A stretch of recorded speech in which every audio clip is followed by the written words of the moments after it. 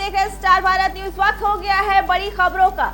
बड़ी खबर में पहले चर्चा करते हैं नए कानून लागू होने की। देश में सोमवार से 3 नए कानून अमल में लाए गए। इन कानूनों को बेहतर तरीके से लागू करने के लिए महाराष्ट्र पूरी तरह तैयार है। इस बीच एनसीपी अध्यक्ष शरद पवार का एक बड़ा बयान सामने आया है। शरद पवार ने अपने एक्स पर लिखा, इस बात से कोई इनकार नहीं कर सकता कि देश की कानून व्यवस्था में बदलाव देश की विपक्षी पार्टियों के 150 सांसदों को निलंबित करके किया गया था। ये परिवर्तन चर्चा और सुझाव की कमी को दर्शाता है। इसके साथ देश की सुरक्षा व्यवस्था पर भी दबाव बढ़ता जा रहा है। हालांकि इस समय के बदलाव की जरूरत रहती है। पारदर्शिता लाने के लिए चर्चा कर और भी ठोस कदम उठाए जा सकते थे। हालांकि एक सूत्रीय कार्यक्रम लागू करने की धुन सवार हुक्मरानों से चर्चा की उम्मीद करना गलत होगा। देश में आचार्य भारतीय न्याय संहिता 2023, भारतीय नागरिक सुरक्षा संहिता 2023 और भारतीय साक्ष्य अधिनियम 2023 आज से पूरे देश में प्रभावी हो गए हैं। इन तीनों कानून ने ब्रिटिश कालीन कानूनों क्रमशः भारतीय दंड संहिता, दंड प्रक्रिया संहिता और भारतीय साक्ष्य अधिनियम की जगह ली है। इस कानून में एक दिलचस्प बात यह है कि गिरफ्तारी की स्थिति में व्यक्ति को अपनी पसंद के किसी व्यक्ति को अपनी स्थिति के बारे में सूचित करने का अधिकार है। इससे गिरफ्तार व्यक्ति को तत्काल सहायता और सहयोग सुनिश्चित होगा।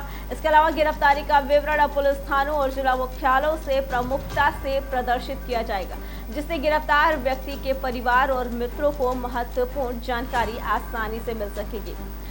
नए कानूनों में महिलाओं और बच्चों के खिलाफ अपराधों की जांच को प्राथमिकता दी गई है, जिससे सूचना दर्ज होने के 2 महीने के भीतर जांच पूरी हो सके। नए कानून के तहत पीड़ितों को 90 दिन के भीतर अपने मामले की प्रगति के बारे में नियमित अपडेट प्राप्त करने का अधिकार रहेगा। बढ़ते हैं अगली खबर की तरफ। शनिवार और रविवार की छुट्टी के बाद संसद में सोमवार की कार्यवाही फिर से शुरू हो गई। इस दौरान एक बार फिर से विपक्ष का हंगामा देखने को मिला। लोकसभा में भारतीय जनता पार्टी के सदस्य और पूर्व केंद्रीय मंत्री अनुराग ठाकुर राष्ट्रपति के अभिभाषण पर धन्यवाद प्रस्ताव पर चर्चा की शुरुआत की।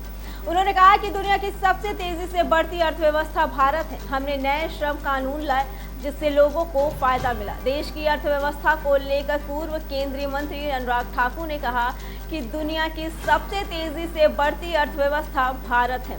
5वीं सबसे बड़ी अर्थव्यवस्था भारत है। विदेशी मुद्रा भंडार 10 सालों में बढ़ा है। देश के खजाने को दुगना किया गया है। हमारी पार्टी का विचार ही अंत्योदय का है। पिछले 10 सालों में 4 करोड़ पक्के मकान बनाकर दिए गए, 12 करोड़ शौचालय बनाकर दिए गए। हमने लगभग हर घर तक बिजली पहुंचाई। वाटर सैनिटेशन और हाइजीन के क्षेत्र में बहुत काम किया है। उन्होंने आगे कहा कि आयुष्मान योजना से 7 करोड़ लोगों का मुफ्त में इलाज भी हुआ। गरीब के जीवन में बहुत बड़ा बदलाव आया है। पहले के लोगों ने गरीबों को और भी गरीब किया। हमारे पीएम ने गरीब को गरीबी रेखा से बाहर निकालने का काम किया। स्पेस सेक्टर को लेकर उन्होंने कहा कि स्पेस सेक्टर भी हमने खोल दिए हैं। स्टार्टअप के मामले में हम तीसरे सबसे बड़े देश हैं। पिछली सरकार ने बैंकों का बुरा हाल कर दिया था। अब हमारे बैंक और भी मजबूत होने वाले हैं। पहले तो बैंक खाते खोलना भी कठिन था।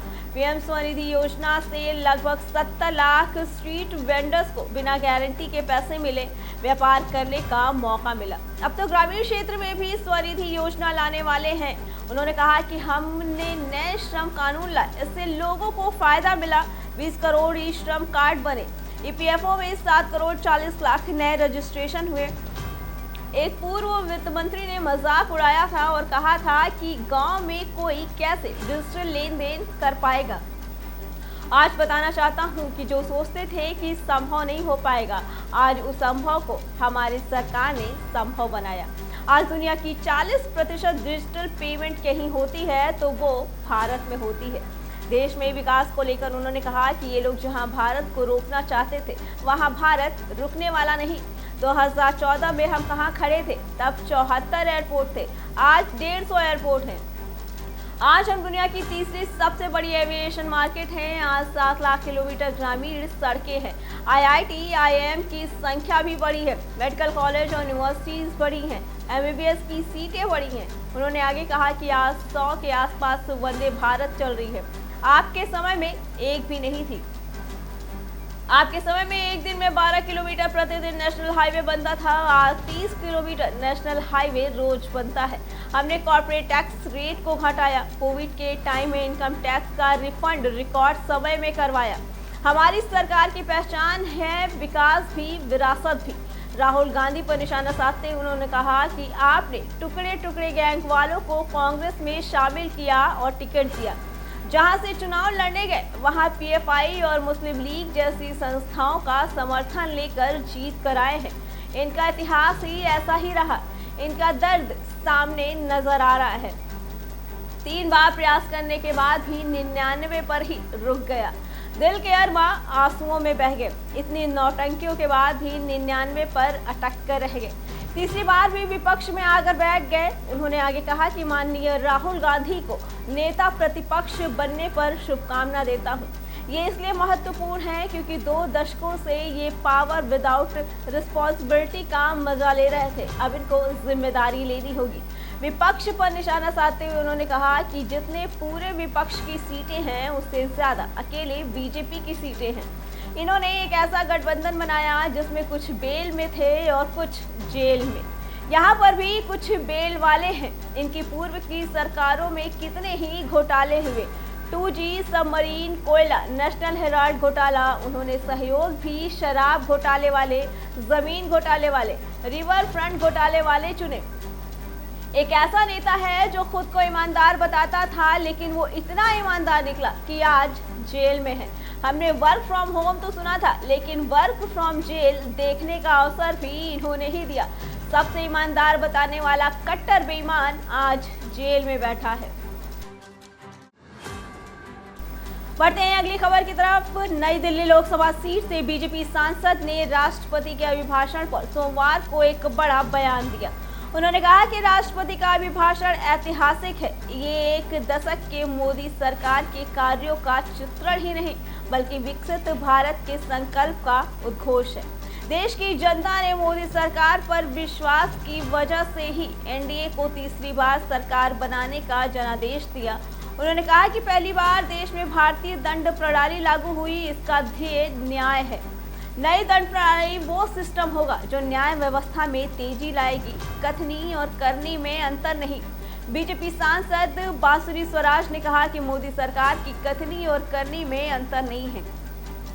उन्होंने भव्य राम मंदिर का निर्माण कराया, 1 रैंक 1 पेंशन लागू किया। पिछले 10 सालों में देश की अर्थव्यवस्था सशक्त हुई है। आज दुनिया में देश की अर्थव्यवस्था 5वीं सबसे बड़ी इकोनॉमी है। विश्व के कई देश हैं जो युद्ध की अग्नि में झुलस रहे हैं। पूर्व केंद्रीय मंत्री सुषमा स्वराज की बेटी बांसुरी स्वराज ने आगे कहा कि विकसित भारत के 4 स्तंभ हैं: युवा शक्ति, नारी सशक्तिकरण, किसान और गरीब कल्याण।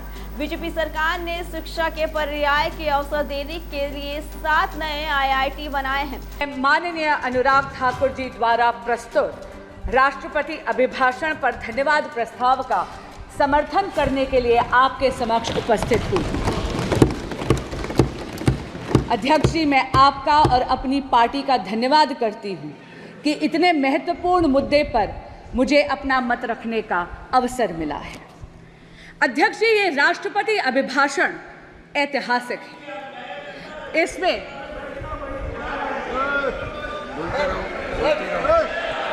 ये अभिभाषण ऐतिहासिक है और ये ऐतिहासिक इसलिए है अध्यक्ष जी क्योंकि इसमें 1 दशक के मोदी सरकार की अद्वितीय कार्यों का चित्रण ही नहीं, बल्कि आने वाले स्वर्णिम काल यानी विकसित भारत के संकल्प का उद्घोष भी है। मोदी जी की जन कल्याणकारी योजनाओं का असर और उनके विकसित भारत के विजन के जो जनता का अगाध विश्वास था, उसी के कारण से अध्यक्ष जी एनडीए को तीसरी बार जनता ने पूर्ण बहुमत का जनादेश दिया। महामहिम राष्ट्रपति जी ने अपने अभिभाषण के पैराग्राफ 3 में जो कहा है, आपके माध्यम से समक्ष के पूरे सदन के समक्ष पुनः दोहराना चाहूंगी। 2024 का चुनाव नीति, नीयत, निष्ठा और निर्णयों पर विश्वास का चुनाव रहा है।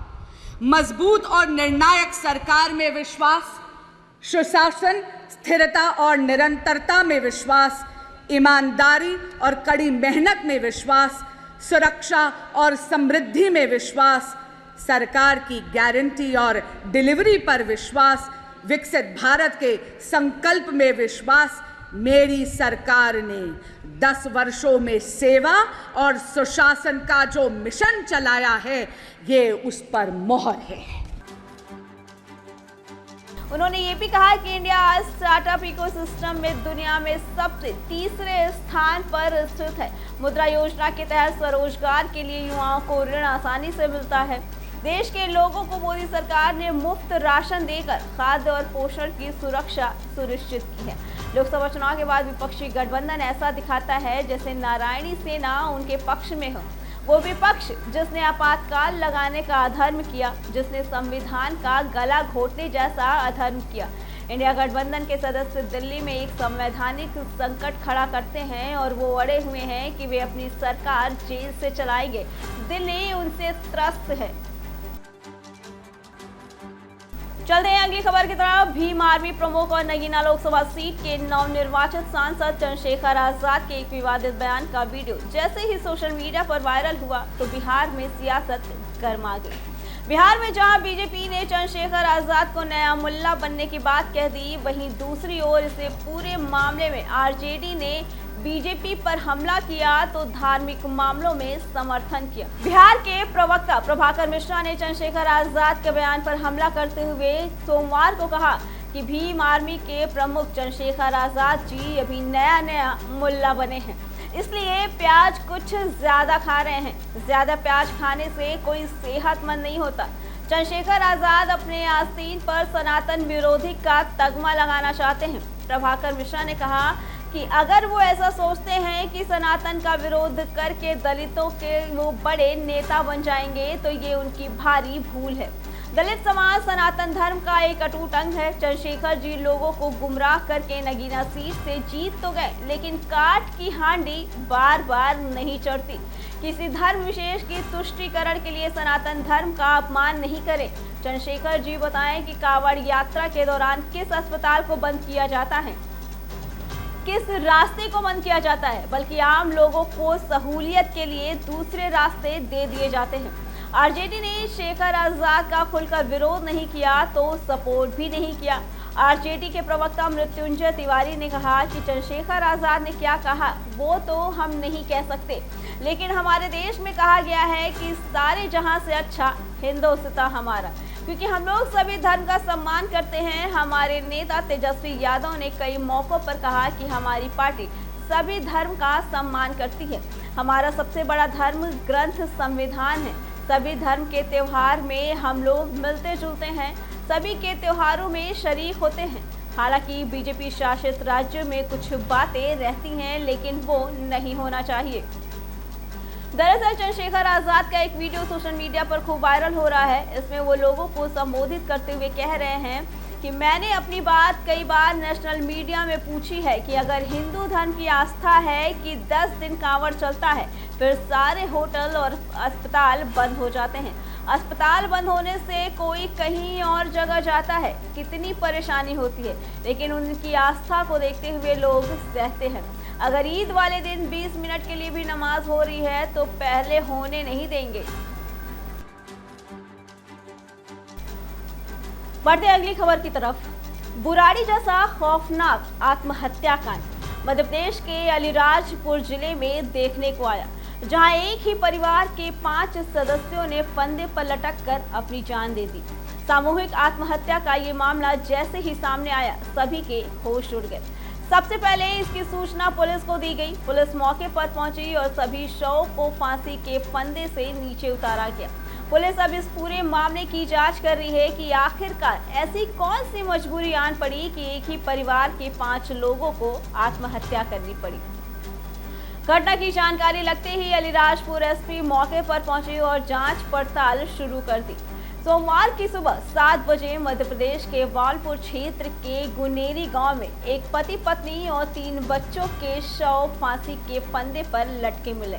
इस दौरान एसपी राजेश व्यास मौके पर पहुंचे, मामले की छानबीन में जुट गए। मामला गुनेरी पंचायत के ग्राम राउड़ी का है। ग्रामीणों से मिली जानकारी के अनुसार राकेश पिता जागर सिंह, ललिता पति राकेश सिंह और उनकी बेटी लक्ष्मी, बेटा प्रकाश और अक्षय घर में ही फंदे से लटके मिले। इस घटना के बाद क्षेत्र में कोहराम सा मच गया। राकेश के काका सुबह उसके घर पहुंचे तो इस घटना की जानकारी मिली। इसके बाद पुलिस को सूचना दी गई। पुलिस जांच कर रही है कि ये साजिश है, हत्या है या फिर आत्महत्या। फिलहाल पुलिस अभी जांच में जुटी है। पुलिस अधीक्षक राजेश व्यास का कहना है कि इस पूरे मामले को लेकर पुलिस संजीदा है और जल्द ही पूरे मामले का खुलासा किया जाएगा। फिलहाल इस बड़ी खबर में इतना ही। देश और दुनिया की बाकी खबरों के लिए देखते रहे स्टार भारत न्यूज।